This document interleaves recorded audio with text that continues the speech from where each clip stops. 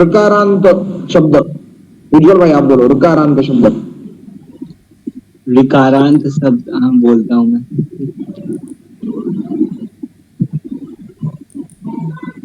Share screen share करूं मैं?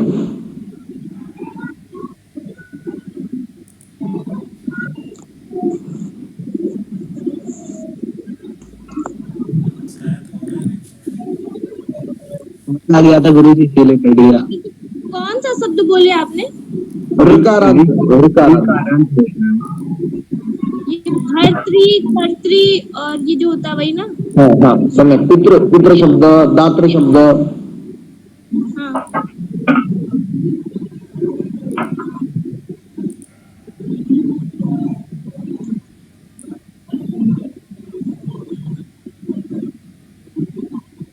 ये वाला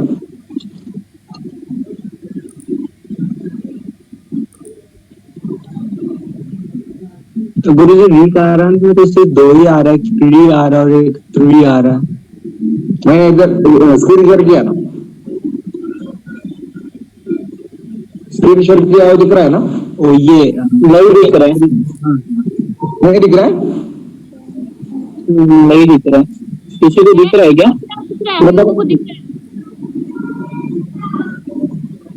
मेरा रात पेज व्यू कर लो, दिख रहा है ना? शब्द दिख रहा है ना? जी जी दिख रहा है बिल्कुल। ऋकारा भातृ शब्द प्रथम विभक्ति कर्ता भ्राता भ्रातरो भ्रातर प्रथमा विभक्ति संबोधना हे भ्राता हे भ्रातरो हे भ्रातर। द्वितीय विभक्ति कर्म भ्रातरम भ्रातरो भ्रातृण। तृतीय विभक्ति कर्ण भ्रात्रा भ्रातृभ्याम भ्रातृभि। चतुर्थी विभक्ति संप्रदान भ्रात्रे भ्रातृभ्याम भ्रातृभ्य। पंचमी विभक्ति आपादान भ्रातृ भ्रातृभ्याम भ्रातृभ्य। षष्ठी विभक्ति संबंध संबंध, हाँ षष्ठी विभक्ति संबंध भ्रातु भ्रात्रो भ्रातृणाम। सप्तमी विभक्ति अधिकरण भ्रातृ भ्रातृ हो भ्रातृ। करेक्ट बोला आपने, बोलो सही है। भ्रातृ भ्रात्रो भ्रातृषु। समय सही बोला। इस एक याद रखना, हमें उच्चारण करते वक्त हम संस्कृत पढ़ रहे हैं, ये याद रखना है, हिंदी का उच्चारण नहीं करने का। जैसे कि कर्ता कर्म करणम संप्रदानम अपादानम संबंधः अधिकरणम एतदृशं वक्तव्यम। समझ में आया? ऐसे बोलना है। सम्यक। और एक शब्द श्रद्धापन आपको है।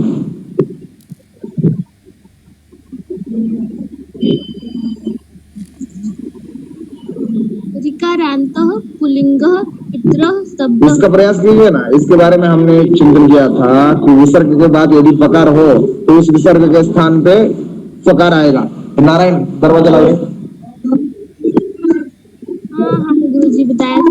ऋकारान्तः पुल्लिंगः, ऋकारान्तः पुल्लिंगः, ऋकारान्तः पुल्लिंगः। विसर्ग के पास में, विसर्ग के स्थान पे पकार आएगा। हाँ ऋकारान्तः पुल्लिंगः। ओके, इसको मैं लिख के डाल देता हूँ एक बार ग्रुप में कि इसका उच्चारण कैसे करना चाहिए। ठीक है, लिख के भी डालता हूँ, अभी डाल देता हूँ।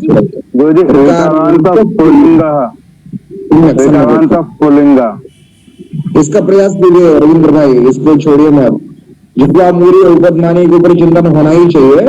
दुर्लभेन लभ्यते, ये मालूम ही नहीं लोगों को। जो हमें दुर्लभतया मिलता है उसके ऊपर चिंतन तो ज्यादा करना चाहिए, वही तो व्यवहार में लाना है और उसमें से ही बदल लाना है। सब समझ में आ रहा है ना? व्यवहार में एक बार और प्रयास करिए। ऋकारान्तः पुल्लिङ्गः पितृशब्दः। जैसे हम जैसे आगे हम ऐसे पूरा कह सकते हैं, ऋकारान्तः पुल्लिङ्गः पितृशब्दः, ऐसे भी कह सकते हैं। हाँ, जैसे जब हम बोलते हैं जैसे विकारांत बोलते हैं, जब हाँ की जगह पे फ बोलना है वहां पर, बस विसर्ग जो है हाँ की जगह पे फ, विकारांत पुल्लिंग। बोलो। समर्थ रुद्र शांत, समर्थ रुद्र शांत। प्रथमा विभक्ति कर्ता कर्ता कर्ता पिता पितरौ पितरः द्वितीया कर्म पितरम पितरौ पितॄन् तृतीया विभक्ति करणम पित्रा पितृभ्यां पितृभिः चतुर्थी विभक्ति संप्रदानम पितरे पितृभ्यां पितृभ्यः पंचमी विभक्ति आपादानम पितुः पितृभ्यां पितृभ्यः षष्ठी विभक्ति संबंधः पितुः पितृभ्यां सप्तमी अधिकरणम पितृ पितृः पितृषु। एक ध्यान देना श्रद्धा में, कहते समय ना अक्षर का उच्चारण पूरा हो। जैसे पितृ कह दिया ना तो वो संधि हो जाती, पितरी पितरो हो पितृषु, पितरी पितरो हो पितृषु। समय भूषण प्रति हे पितः हे पितरौ हे पितरः। समय इसकी षष्ठी बनेगी पितुहु। हाँ, पितरी बहुत जगह इसका प्रयोग होता है, पितरी दातरी, दात्र शब्द में दातरी। हाँ, व्यवहार में इसका तो बहुत यूज होता है, इसलिए ध्यान से पढ़े। ओके जी गुरु।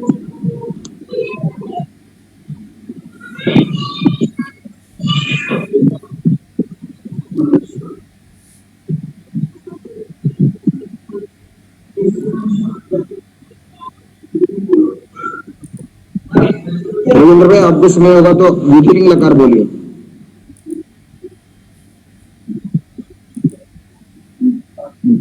रविंद्र भाई जी बदल विजिलिंग लगा बोलना है ना बदल। विधिलिंग भूसत्तायाम इति धातु विधिलिंग लकार भूसत्तायाम इति धातोः विधिलिंग लकारः विधिलिंग लकारः भवेतु भवेत् भवेतु भवेद भवेताम भवेयुः भवेत्। रविंद्र भाई एक ही बोलना, भवेत भवेताम भवेयुः, कौन सा एक ही बोल देना। भवेत भवेताम भवेयुः भवेः भवेतम भवेत भवेयम भवेव भवेम। अति उत्तम, सही कहा। ऐसे उच्चारण एकदम धीरे से और स्पष्ट हो रहा है, बहुत सुंदर। ओके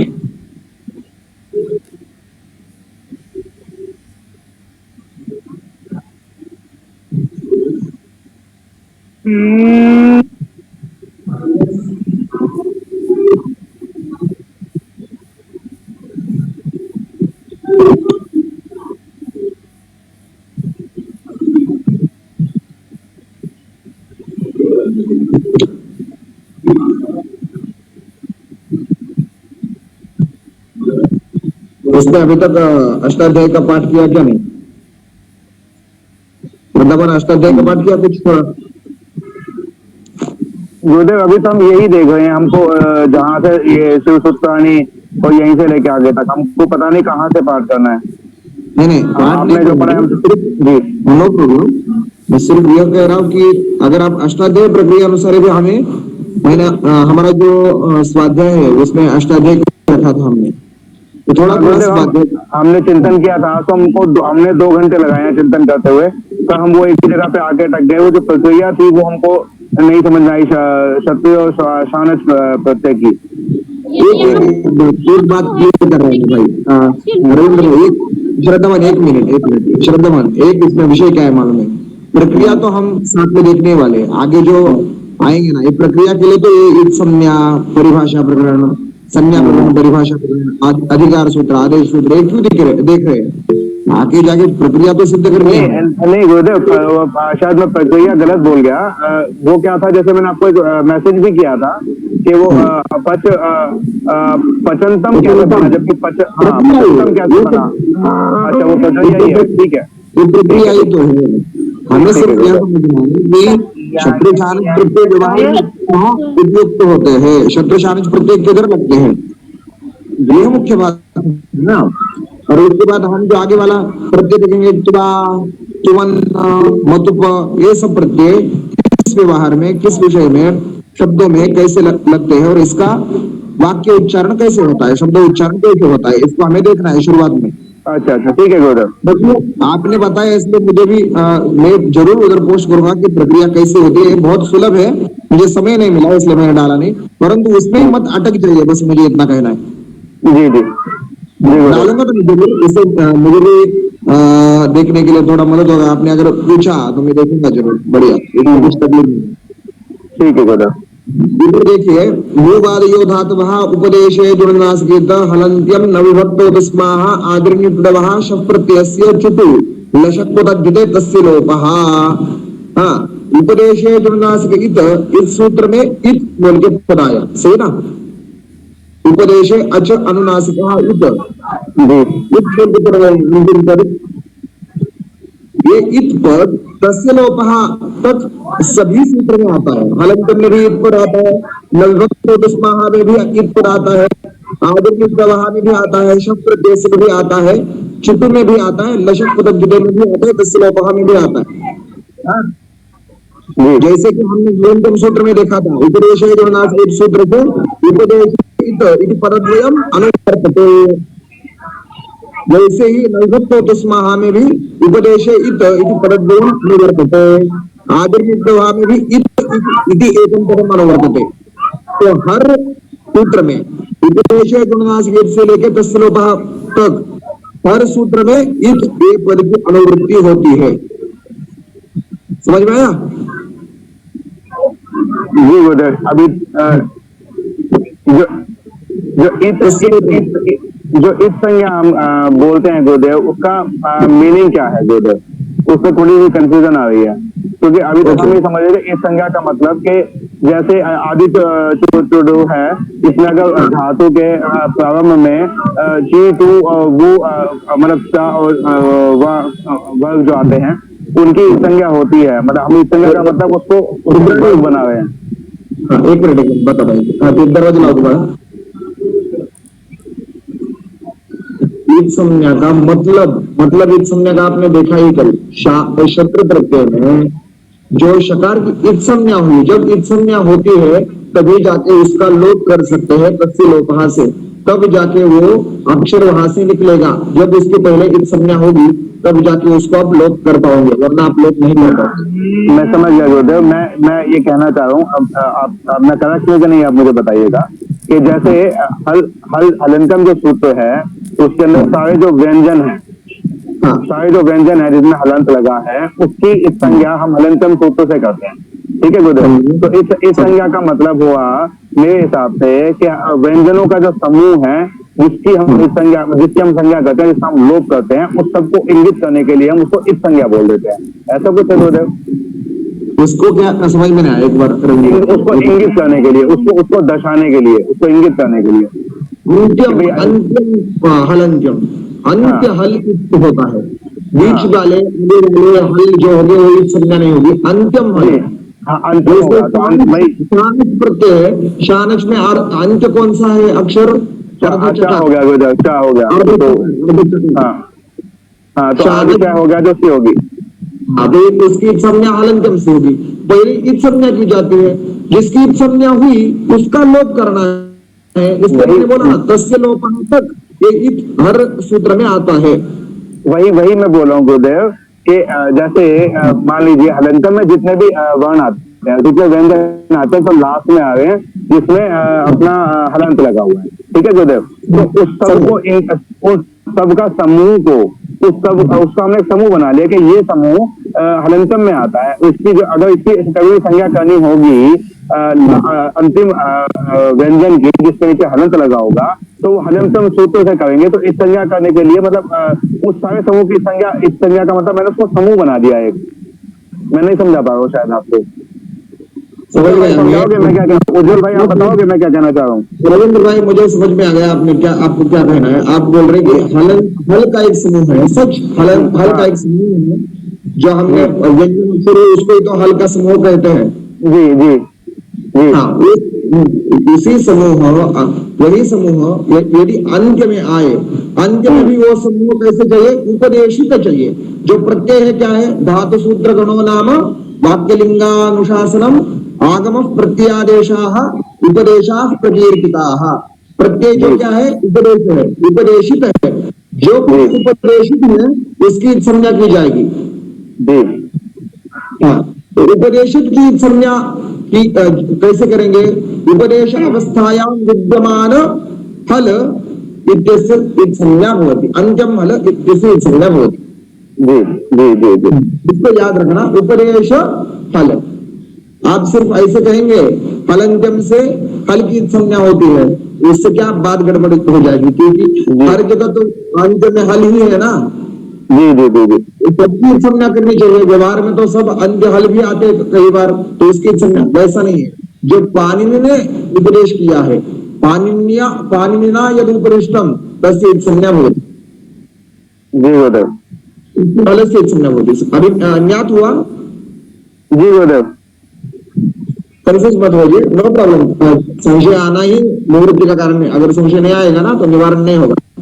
श्रद्धावन आपको इस संज्ञा अच्छी तरह से समझ में आई है, उसमें कुछ संशय हो तो जरूर पूछना।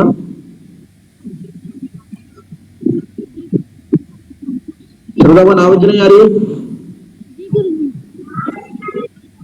हाँ, श्रद्धा आपकी आवाज नहीं आ रही है, कम आवाज आ रही है बहुत। उज्जवल आपको समझ में आया? हाँ मतलब गुरु जी मतलब कि जिन लोगों का भी लोप होगा उन लोगों के लिए मतलब एक शब्द बनाया गया इत संज्ञा की, मतलब उसको दर्शाने के लिए। सही है, वही जिनका लोप होना है, एकदम सही कहा उज्जवल, एकदम आसान भाषा में आपने कहा। जिनका लोप होना है, लोप यानी बहुत विषय। अभी क्या है ना, जो आदेश होता है, कल हमने देखा सूत्रवत, माने एक स्थान में आके दूसरा एक वर्ण आके बैठ जाता है। जैसे कि ककार है, अगर सूत्र ने कह दिया कि ककार के जाके बकार आके बैठ जाएगा तो ककार का लोप ही होता है ना। तो लोप बहुत वर्णों का, बहुत ही प्रत्ययों का लोप पूरा का पूरा हो जाता है। जैसे मोटू प्रत्यय में वक्त रह जाता है, मकार का भी लोप हो जाता है। तो ये सूत्र से काफी जगह हो जाता है, वैसे कहना उचित नहीं होगा, परंतु अभी के लिए आप यह समझो कि लोप करने के लिए हमें इस संज्ञा शुरुआत में दर्शाई है। समझ सही बोला उज्जवल? ओके, चलिए आज का सूत्र देखते हैं। मैंने ये क्यों बोला, अभी मैं ये क्यों दिखा रहा था कि जैसे हम एक प्रक्रिया देख रहे हैं तो अष्टाध्याय को भी हमें देखना है, नहीं तो हम कंफ्यूज हो जाएंगे। क्यों अष्टाध्याय को देखना है कि इस संज्ञा ऊपर से नीचे तक आ रही है, नीचे से ऊपर तक ऐसे अनुवृत्ति नहीं होती, ऊपर से नीचे तक होती है। समझ में आया? नहीं समझ रहे। जो हमने अनुवृत्ति माने दूसरे सूत्र से कुछ अक्षर हम हमारे जो अभी पढ़ रहे हैं इस सूत्र को सिद्ध करने के लिए लिए, तो इसे अनुवृत्ति कहते हैं। पद जैसे उपदेश है जो नासिक एक सूत्र है, हलंत्यम एक सूत्र है, तो हलंत्यम सूत्र उपदेश है जो नासिक एक सूत्र से बाद में आता है। तो इस हलंत्यम सूत्र में हमने उपदेश अजुनास के सूत्र से दो पद लिए, उपदेश इति पदद्वयम हमने लिए। सही, ये समझ में आया? श्रद्धावन समझ में आया? जी गुरु। हाँ, तो हमने ऊपर वाले सूत्र से नीचे वाले सूत्रों के लिए लिए, ये समझ में आ रहा है? तो उल्टा नहीं होता है, उल्टा नहीं होता है। अगर हम सूत्र आगे बढ़ रहे हैं तो पीछे वाले सूत्र से ही अनुवृत्ति होगी, आगे वाले सूत्र से अनुवृत्ति नहीं होगी। समझ में आया? मेरी हिंदी नहीं समझ में आ रही है, श्रद्धावन क्या समझ में नहीं आ रहा है?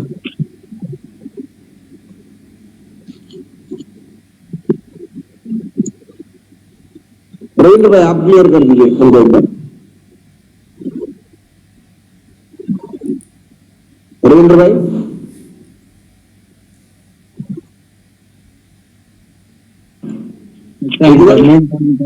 हाँ इंटरनेट लग रहा है, दोनों का काम नहीं कर रहा है, क्या करके पता नहीं। हाँ शायद जैसे निकले ना, अभी हम ये क्यों बोल रहे थे कि अनुवृत्ति और अधिकार ये अष्टाध्यायी सूत्र पढ़ने के लिए काफी आवश्यक है, क्योंकि क्या करते हैं ना, कम से कम सूत्र हो और उसी कम से कम सूत्र में काफी अर्थ छुपा हो, इसके लिए बहुत काम किया है पाणिनि ने। जैसे कि हमने हलन्त्यम सूत्र में उपदेश इत ये दो पद लाए, नवभक्तो दुस्माहा में इत पद लाए। पाणिनि चाहते तो हर सूत्र में हलन्त्यम इत ऐसा रख सकते थे, नवभक्तो दुस्माहा इत ऐसा भी सूत्र कर सकते थे। तो कम से कम सूत्र हो और उसमें काफी सारा अर्थ छुपा हो, इसके ऊपर ज्यादा ध्यान दिया है पाणिनि। हाँ इसका मैंने वीडियो भी देखा था गुरुजी यूट्यूब पर कि उसमें कैसे कम शब्दों में उन्होंने किया है। हाँ समझा, यही मैं कहना चाह रहा था। अभी आगे वाला जो देखने वाले हैं इसके लिए मैं अभी ये बता रहा था, आगे वाला जो सूत्र होगा वो अधिकार सूत्र होगा। हमने सूत्रों के लिए कितने प्रकार के सूत्र होते हैं वो लिखा है ना, एक श्लोक लिखा था, लिखा है क्या नहीं श्रद्धावन? 6 प्रकार के। एक बार वो बता दीजिए कौन से प्रकार होता है वो? हलियंतम सूत्र 6 प्रकार के होते हैं। कौन से? संज्ञा च परिभाषा च विधिर नियम एवं च अतिदेशोधिकारश्च षड्विधम सूत्र लक्षणम। संज्ञा परिभाषा विधि नियम अतिदेशः अधिकारः से 6 प्रकार के सूत्र होते हैं।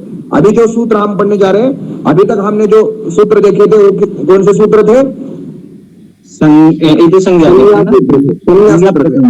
अभी तो देखने वाले वो अधिकार सूत्र है। ओके, यह अधिकार सूत्र, जहां अधिकार सूत्र आता है वो काफी समय के लिए एक सूत्र समूह में रहता है, वो पूरा उसका अधिकार दिख रहा है। जैसे अनुवृत्ति 10 सूत्र तक आपको दिखी, उपदेश सूत्र से चालू करके तस्लोपहा तक वो आपको अनुवृत्ति थी, मैंने अभी बताया। हर सूत्र में इत इत इत एक पद आ रहा है, ऊपर से अनुवृत्ति नीचे तक हो रही है। वैसे ही अधिकार जहां आएगा वो अधिकार सूत्र काफी बड़े सूत्र समूह को लाभप्रद होगा। जैसे हमने 10 सूत्रों को इत संज्ञा इत एक पद लाभप्रद देखा, वैसे ये अधिकार सूत्र काफी बड़े सूत्र समूह को लाभप्रद होगा। समझ में आया? जी जी। जैसे कि पूर्वत्रा सिद्धम एक सूत्र को लिख लेना, पूर्व आज का सूत्र पूर्वत्रा सिद्धम।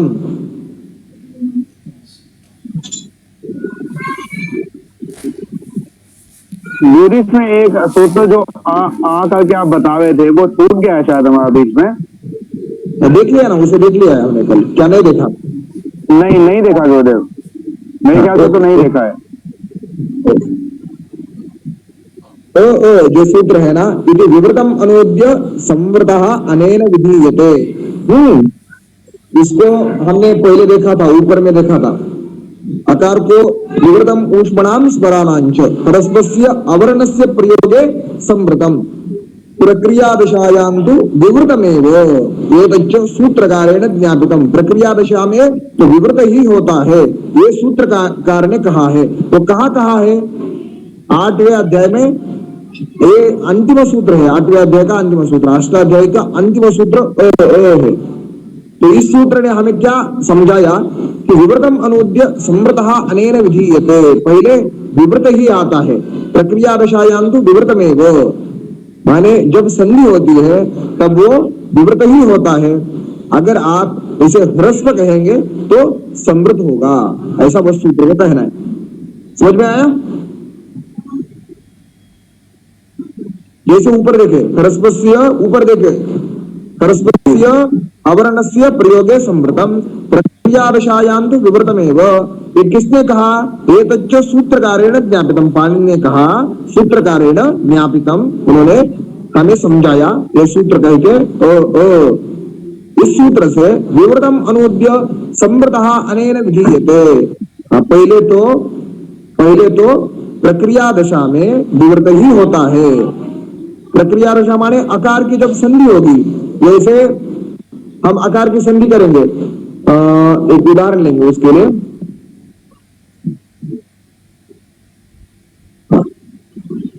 अधिकारः अयम, पूर्वत्रा सिद्धम के नीचे देखिए, अधिकारः अयम पदच्छेद करेंगे तो उसका क्या होगा, अधिकारः अयम। समझ में आ रहा है? जी, अधिकारो अयम लिखा है। अधिकारो यम ऐसे लिखा है, आकार की अधिकारो उधर यम। संधि हो गई। हाँ, जी जी तो जी आकार की क्या होगी, उधर संधि हो गई। जी हाँ, तो ये क्या हो गया, प्रक्रिया दशायाम, प्रक्रिया दशायाम। इधर क्या होगा, विवृत होगा ये आकार, और जहां प्रक्रिया सिद्ध होगी, अगर आप उसे आकार को ह्रस्व कहेंगे तो वो क्या होगा, संवृत होगा।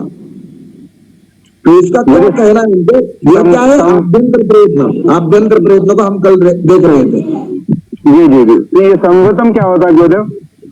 समृत आभ्यंतर प्रयत्न है, ह्रस्व से अवर्ण से प्रयोग है। अगर आप ह्रस्व कहेंगे अवर्ण को तो समृत ही है। मतलब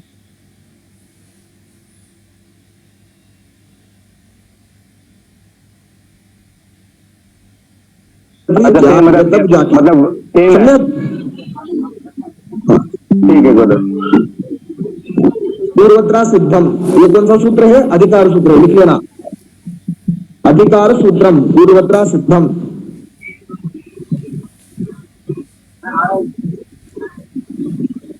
एक बार विषय को क्लियर कर देता हूं, जैसे कि हमने इत संज्ञा देखी, 10 सूत्र तक एक पद पूरा आ रहा था, 10 से लोपा तक आ रहा था, ऊपर से नीचे तक।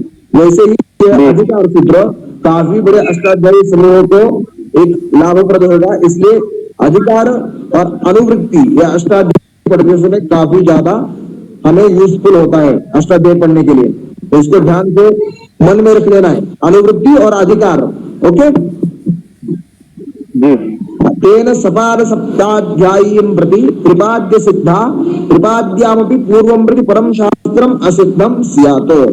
सपाद सप्ताध्यायी माने सपाद सप्ताध्यायी का अर्थ हुआ अष्टाध्यायी के 7वें अध्याय, सॉरी 8वें अध्याय पहले पाद तक, 8वें अध्याय पहले पाद तक एक अलग अधिकार होता है और उसके बाद अलग अधिकार होता है।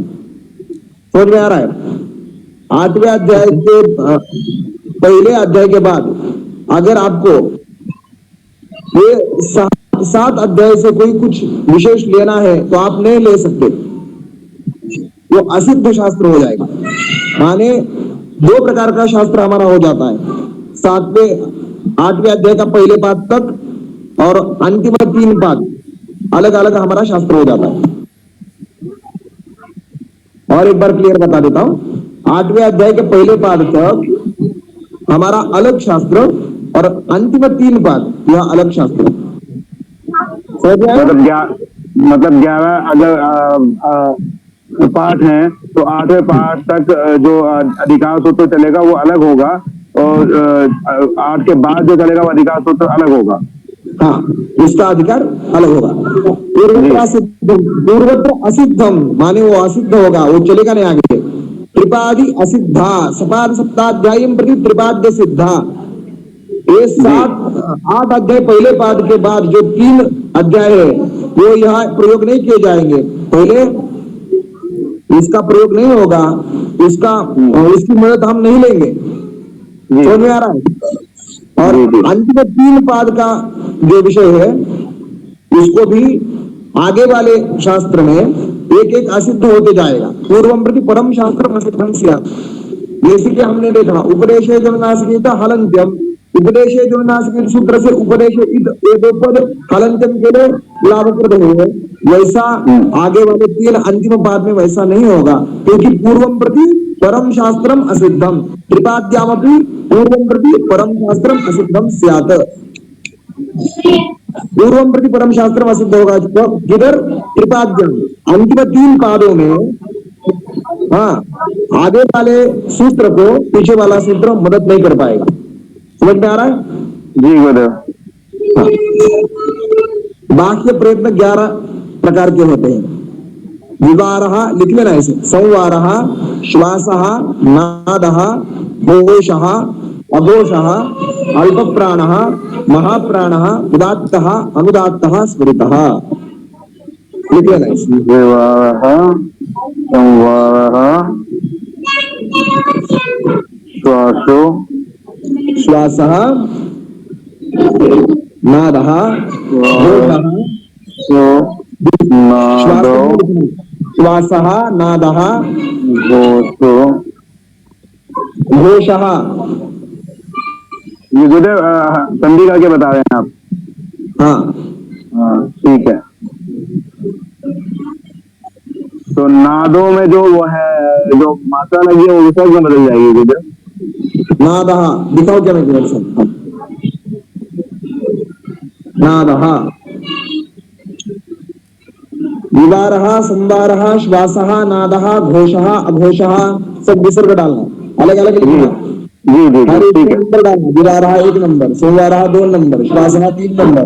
मुझे एक साथ लिखेंगे तो उसमें क्या होगा? एक साथ मत लिखना, एक साथ मत लिखना, संधि भेद करके, संधि विच्छेद करके ही लिखना है।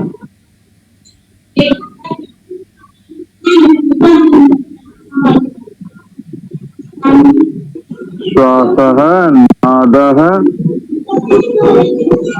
घोषः घोषः अघोषः अघोषः।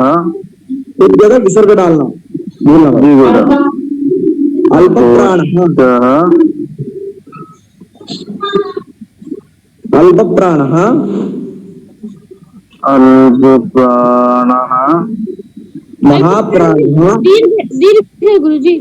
नहीं नहीं विसर्ग है। अल्प प्राण है, बस के पीछे विसर्ग लगा दो। अल्प प्राण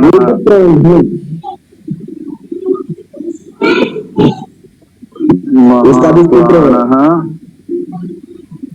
महाप्राण उदात्त उदात्तः। जैसे अल्प प्राणो महाप्राण जो है ना, इसके लिए भी सूत्र है। अतोरुप्लुतादप्लुति अप्लुते अचपरी उकार से ओकारः स्यात्। सभी को सूत्र है। हशिच जो हम अल्प प्राणो महाप्राण ये कहेंगे ना, तो ये सूत्र विधान सिद्ध करके ही कहेंगे आगे। अल्प प्राणः महाप्राणः लिखिए। उदात्तः अनुदात्तः स्वरितः।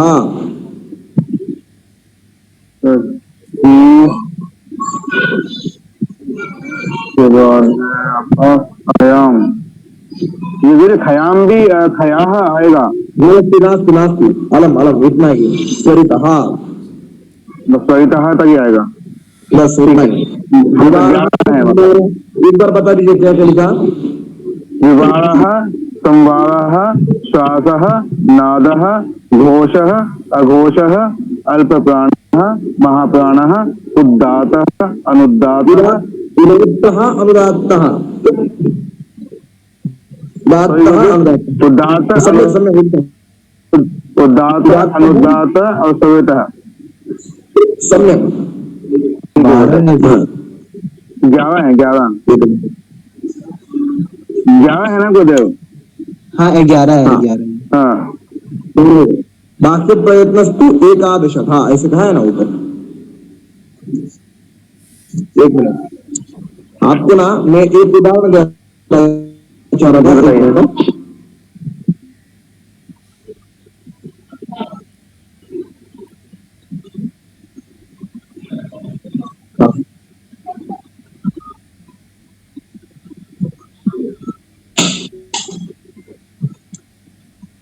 काफी लोगों को बोर हो रहा लग रहा है शायद। नहीं जा रहा है। वो नहीं है गुरुदेव, बस वो थोड़ा सा समझने में थोड़ा वो हो जाता है। नहीं हो रहा है, पर पहला आज मेरा पहला पार्ट है ना, तो इसलिए थोड़ा नो प्रॉब्लम। हमने गुरु जी के सारे रिकॉर्डिंग वीडियोस को मतलब रिकॉर्डिंग करके यूट्यूब पर अपलोड कर दिया है, और यूट्यूब का चैनल का जो लिंक है वो डिस्क्रिप्शन में डाल दिया है, तो आप पढ़ सकते हैं वहां से। वहाँ देख लो। कोई भी डाउट हो तो गुरु जी से पूछ सकते हैं, कोई छोटा मोटा तो हम भी बता ही देंगे भाई। किया था और उस पर और चिंतन करेंगे भी। अच्छे वीडियोस भी प्रयत्न करेंगे। शुरुआत में श्रद्धा मन एक याद रखना, ये व्याकरण जो है ना व्याघ्र गोमुखवध है। बहुत कठिन लगता है शुरुआत में, बहुत कठिन है परंतु वैसा नहीं है। जो व्याकरण कठिन था पहले, उसको सुलभ किया है पाणिनि ने, बहुत काफी सुलभ किया है। पढ़ाने वाले अगर सही हो और हम थोड़ा समझ पाए, समझने के लिए थोड़ा देरी लगेगी, परंतु चेष्टा रखनी है, इष्ट विषय जो है उसे छोड़ना नहीं है, ये थोड़ा समय देना है, उससे आपको आगे जाके बहुत सुलभ हो जाएगा व्याकरण। व्याघ्र गोमुखवत, शुरुआत में एक क्या बोलते हैं उसे, बाघ के मुख में जाने जैसे होता है, परंतु उसके बाद गाय जैसा प्रेम करने वाला हो जाता है शास्त्र, बहुत आसान शास्त्र है। जी गुरुदेव। जी गुरुजी। और मैं एक उदाहरण देना चाह रहा था कि जैसे कि सुधी उपास्य बोल के एक उदाहरण लेंगे, आप लिख लेना, सुधी उपास्य, सुधी उपास्य लिख लेना। सुधी उपास्याः।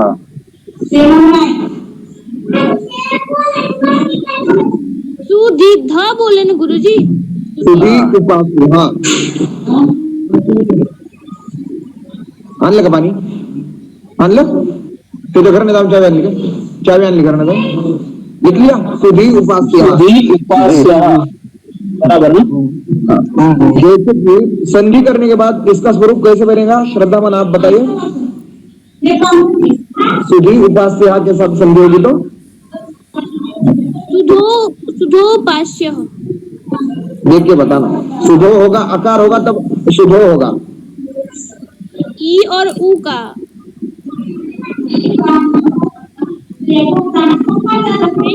सुधोपास्य होगा गुरुदेव, सुधोपास्य। नास्ति, सुधोपास्य। सुधी उपास्य, इकार और अकार, इकार और उकार की संधि करनी, सुधी उपास्य, इकार और उकार, तो बड़ा वाला ऊ हो जाएगा, सुधोपास्य। सुधी उपास्य के स्थान,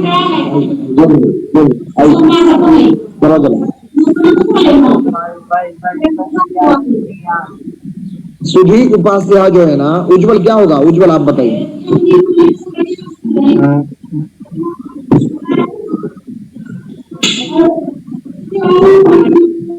मुझे भी गुरु जी यही सुधोपास्य ही लग रही, थोड़ा सोचो कि क्या होगा। दरवाजा लाओ रे। सुधय उपास्य, शुद्धि उपास्य, शुद्धि उपास्य, इकार के स्थान पे यकार आएगा, आधा हो जाएगा, ये आधा आएगा, ये आधा आएगा, शुद्धि उपास्य, शुद्धु नहीं, शुद्धि उपास्य, यकार आएगा इकार के स्थान पे। गुरुजी ध आधा होगा कि यह आधा होगा, सुध्यु, उसको आधा आधा करके लिखना, सुधु लिखना, सुधु,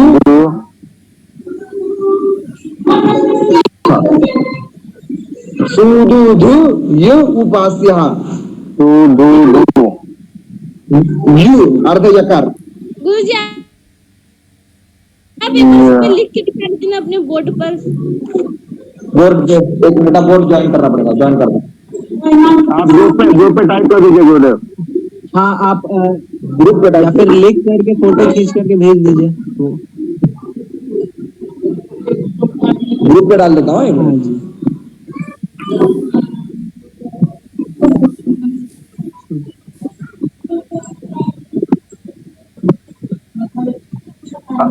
अमर भाई रिकॉर्डिंग हो रही है क्या?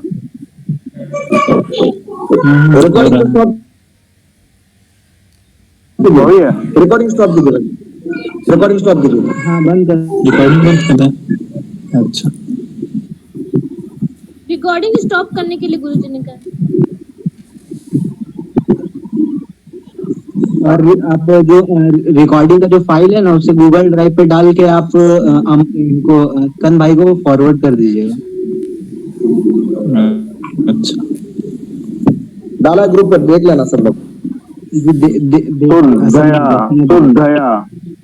शुद्धया उपास्य।